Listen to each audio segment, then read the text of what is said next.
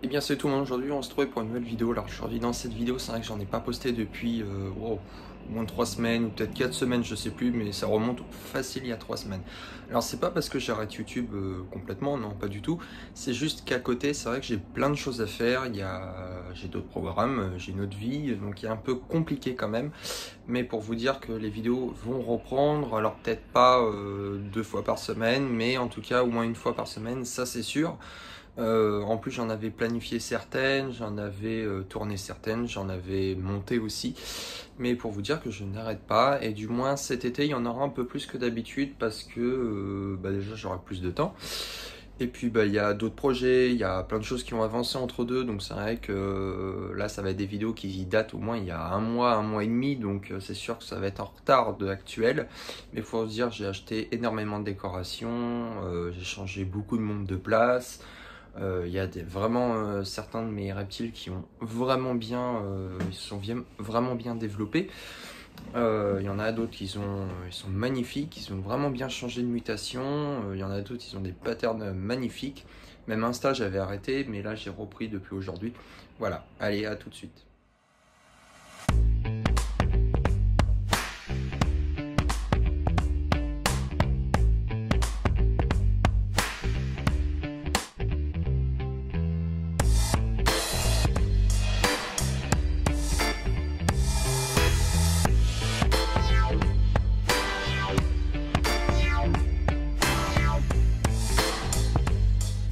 Bien, salut tout le monde, je vous retrouve pour une nouvelle vidéo. Dans cette vidéo, on va parler donc de la Pantherophis guttatus, anciennement appelée Elef guttata, ou aussi serpent des blés, corn snake aussi, qu'on peut l'entendre aux États-Unis. C'est un serpent qui est très répandu en terrario dans beaucoup de pays.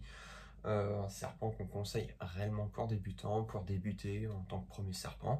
Et puis en plus, c'est des serpents qui sont de plusieurs mutations, plusieurs coloris, plusieurs patterns. Il y a vraiment, je pense que vous pouvez trouver votre plaisir dans les Pantherophis. Et en plus, c'est des serpents super cool qui sont de taille moyenne entre guillemets. Ça va pas devenir non plus des énormes trucs. Des serpents qui acceptent très bien de manger donc du mort, qui mordent pratiquement même pas. J'ai eu peut-être une fois peut-être comme ça, mais généralement elles sont super cool. Vous pouvez même les donner entre guillemets à essayer de les faire manipuler à des amis, à des ceci, ou même un petit peu à des gens qui sont un peu plus jeunes que vous. Il n'y a aucun problème. Franchement, la Pantherophis c'est super bien. Alors, la Pantherophis guttatus, donc c'est une couleuvre américaine qui est très répandue donc chez les thériophiles. Généralement, c'est un des serpents qui est à la côte encore énormément, qui est le plus vendu, avec les Pithecanthus, les boas et d'autres espèces encore qui commencent aussi à se mettre un petit peu en valeur. En couleuvre américaine aussi, qui est super cool, c'est les Lampropeltis, mais les Lampropeltis, c'est un petit peu différemment que les Pantherophis. Lampropeltis, c'est peut-être plus sujet un petit peu à mordre, mais même, ça va dépendre des spécimens. Tous les spécimens ne sont pas pareils. Donc, chez moi, j'ai deux Pantherophis guttatus, alors deux adultes. J'ai une femelle et un mâle.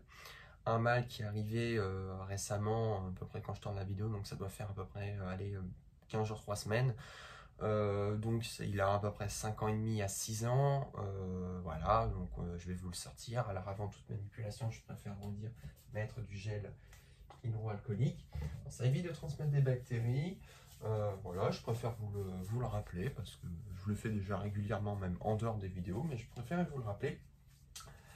Alors j'ai vu qu'il commençait à faire sa mue. Comment observer si votre serpent il est en pleine mue? Voilà, il y a différentes choses à voir. Il y a effectivement que la couleur devient un peu plus terne ou il est un peu moins joli. Vous pouvez voir au niveau des yeux, ils deviennent un peu plus opaques ou des fois un peu bleus. Donc ça, c'est les premiers signes. Et puis après, voir votre serpent qui se baigne dans l'eau régulièrement. Voilà. Et surtout, quand un serpent est en mue, ne le nourrissez pas. Surtout, ne le nourrissez pas. Il ne va pas mourir, ne vous inquiétez pas. Mais il ne faut surtout pas les nourrir parce que ça va engendrer des mauvaises mues, plein de choses. Voilà, ayez tendance aussi à pas du tout les manipuler.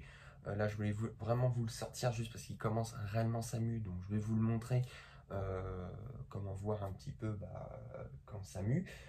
Sinon, après, je vais le reposer, je vais le laisser tranquille tant qu'il n'a pas fait sa mue. Pensez un petit peu plus humidifier, entre guillemets, le terrarium ou son rack, je ne sais pas où vous l'avez, mais en tout cas, ayez tendance, ça va aider un petit peu à muer. Généralement, je fais ça et tout le monde mue très bien. J'ai jamais eu de problème, peut-être un là en ce moment. J'ai fait prendre son bas. Donc, je vais vous le sortir. Alors, il est très grand. Voilà. Donc, c'est un mâle qui provient donc de la ferme tropicale. Alors, je vais vous mettre une vidéo en encoche. Je voudrais vous le montrer à peu près dans sa longueur. Voilà. Alors, vous pouvez voir, c'est quand même un gabarit qui est un peu plus gros que celle que je vais vous montrer parce qu'elle est beaucoup plus jeune que lui.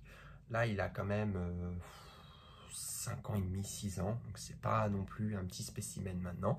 Il mange des très grosses souris adultes. Donc là, je lui donne carrément des souris qui sont plus de 30 grammes. Il peut passer largement au ras de 25-50 grammes. C'est des espèces qui vont plutôt bien accepter d'alimentation du mort. Il n'y a aucun problème. Voilà. Que vous dire de plus, c'est des serpents qui sont hyper cool, vous pouvez les prendre entre guillemets comme des chaussettes. En maintien, bah, je préfère vous dire de prendre du 1 mètre ou du 80 au minimum. Voilà, c'est des serpents qui sont très cool, il n'y a aucun problème. Voilà, c'est assez calme, il faut les suivre au niveau de la manipulation. Donc au niveau de sa tête, les yeux sont un peu plus opaques. De toute façon, vous verrez la différence. Voilà. Alors, mutation, là, c'est du lavandeur motelé. Voilà, lavandeur motelé, pour vous donner un peu une idée d'une taille. Ça vous fait ça. Alors, je pense qu'il me fait un bon 1,40 m là. Ouais, un bon 1,40 m. Bah, il pèse un peu son poids. Généralement, les spécimens adultes vont faire 600-700 grammes. Moi, j'ai déjà eu une Pantherophis guttatus quand ils sont un peu plus adultes. Généralement 800 grammes, mais généralement ils n'arrivent pas à 1 kg. Donc voilà, mais c'était très bon mangeur, ils acceptent plutôt assez bien. Et voilà. Voilà une autre Pantherophis guttatus que vous pouvez voir qu'elle est beaucoup plus petite. Elle a 2 ans et demi, donc c'est une femelle qui est beaucoup moins grosse, toute blanche, donc mutation bizarre. Vous pouvez voir voilà un petit peu la différence. Elle est un peu plus speed que l'autre, mais globalement ça va, c'est assez cool, ça ne mord pas. J'ai moins de problèmes avec les Pantherophis que ma Lampropeltis qui me mord régulièrement. Bien sûr, si je vais la manipuler après certains serpents, elle va aller avoir tendance à me mordre parce qu'elle est quand même ophiophage. Donc, mangeur d'autres serpents, elle est plutôt cannibale. C'est des serpents que je les nourris à une fréquence d'une par semaine ou une tous les 15 jours. Je varie, je ne nourris pas non plus régulièrement parce que j'ai pas envie d'avoir des serpents obèses. Alors en maintien, vous pouvez les maintenir en température avec un thermostat, et je vous conseille plus un tapis chauffant accouplé avec un thermostat. Je les maintiens à 29-28,5. Ça se passe très bien. Un cycle, si vous avez une lumière plutôt produite par rapport à votre pièce, bah, c'est encore mieux. Moi, je rajoute des néons parce qu'ils sont face contre le mur et si je vais éteindre... je vais vous faire un exemple, par exemple. Hop. Donc voilà, on voit quasiment rien. En fait, c'est très très sombre. Je vais vous prendre une photo pour que vous voyez, mais on voit quasiment rien. Bien sûr, il y en a qui vont me dire ça fait du stress. Hop. Mais je préfère rajouter des néons. Déjà esthétiquement parlant, on voit plus l'animal, on voit plus sa mutation. Mais par contre, c'est vrai que je les mettais face à ma fenêtre parce que j'en avais moins, j'avais moins de terrarium. Donc c'était éclairé de lumière naturelle. Bon, vous savez, j'ai changé un peu mes façons de faire. Mais voilà, donc vous voyez, je la laisse comme ça. Elle pourrait bouger, mais elle bouge pas. Elle est bien, elle est à l'aise, elle est tranquille. Elle a des petites taches jaunes au niveau d'ici. Voilà, elle a les yeux plutôt rouges. Mais globalement, ça se passe très bien. Alors ça fait penser un peu au serpent donc de Fort Boyard. Voilà un peu pour madame. Je vais aller la reposer donc dans son terrarium. Elle est dans un 80 par 50 par 50. Ça se passe très bien. Substrat, vous pouvez mettre de l'éclat de coco, même le substrat de toupette. Ça se passe très bien. Donc, au niveau de maintenance donc, des Pantherophis guttatus, il n'y a pas grand chose à dire réellement parce que je vois pas trop l'intérêt d'en parler réellement approfondi parce que c'est pas des espèces qui demandent un grand maintien non plus, une grande expérience. Un 80 par 50 par 50, c'est vraiment le minimum. Une Pantherophis, c'est pas énormément grand, ça se déplace quand même beaucoup, donc c'est diurne, donc ça vit la journée, mais ça vit aussi la nuit, sachez-le, parce que j'en ai eu plusieurs avant, et franchement, ça se balade la nuit comme le jour, donc c'est très actif pour un débutant. En terrarium, je vais vous conseiller un 80-50-50 au minimum, Une taille adaptée, réellement, c'est du 1 mètre, c'est parfait. Voilà, vous prenez en substrat donc de l'éclat de coco ou le substrat de toupette, ça suffit largement. Après, au niveau décoration, essayez de fournir le maximum de choses pour que la bête elle soit bien. Vous voyez qu'elle va essayer d'approfondir son environnement. Ne mettez pas, parce que c'est pas parce qu'elle est terrestre qu'il faut mettre que du truc terrestre. Mettez des branches en hauteur, mettez plein de choses, vous allez voir qu'elle va vraiment grimper, fouisseuse et terrestre. Voilà, que vous dire de plus? Un nourrissage une fois par semaine et une fois tous les 15 jours pour des adultes. Vous pouvez leur donner des souris, des rats, des mastomises, voilà, ça change réellement. Du poussin aussi de temps en temps, vous pouvez, c'est pas conseillé à donner tout le temps non plus, mais vous pouvez aussi.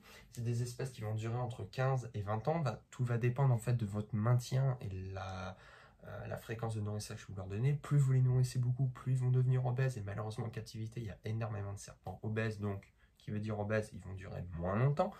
On peut trouver énormément de mutations. Là, vous avez pu voir 2 mutations. J'ai du lavender motelé et j'ai du blizzard. Après, on va retrouver avec des skyless, donc qui n'ont pas la texture d'écailles, donc à peau. Voilà. Que vous dire de plus?